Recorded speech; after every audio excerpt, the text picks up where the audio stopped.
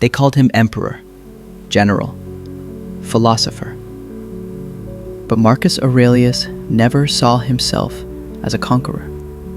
He saw himself as a man in a fragile world, trying to master the only thing he truly owned, his mind. Today, nearly 2,000 years later, his words in Meditations speak to us as if they were written yesterday. Words about anger, about fear, about loss, about how to endure the weight of life without breaking. Born in 121 AD, Marcus was adopted into the imperial family, a path that would lead him to the throne of Rome, the most powerful empire on earth. But power was never his true obsession. Philosophy was.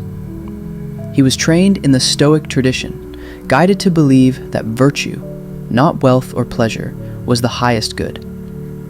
When plague swept Rome, when wars drained the empire, when betrayal lurked even within his own household, Marcus did not retreat to despair. Instead, he turned inward, writing private notes to himself, never intended for an audience. Those notes we now know as Meditations. Marcus reminds us of one truth. You cannot control the world, only your response to it. He wrote, "You have power over your mind, not outside events. Realize this, and you will find strength." When his generals failed him, he practiced patience. When his children died, he practiced acceptance. When he was surrounded by flattery and corruption, he reminded himself to stay just, fair, and humble.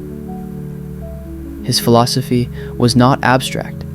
It was tested in blood, loss, and loneliness. And still, he chose reason over rage, clarity over confusion. What does Marcus Aurelius teach a modern world addicted to speed, distraction, and outrage?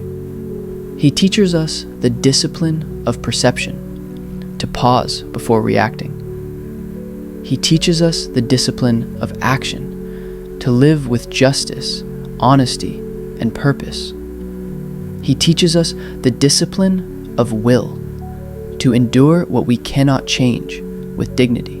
The Emperor of Rome reminds us, titles and wealth fade.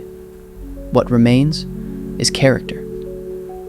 Imagine Marcus, alone in his military tent on a cold night, writing by the dim light of an oil lamp.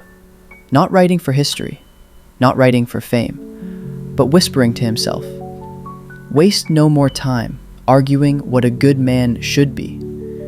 Be one." 2,000 years later, we can hear him still, not as an emperor, not as a distant statue in marble, but as a fellow traveler, reminding us that true power is self-mastery.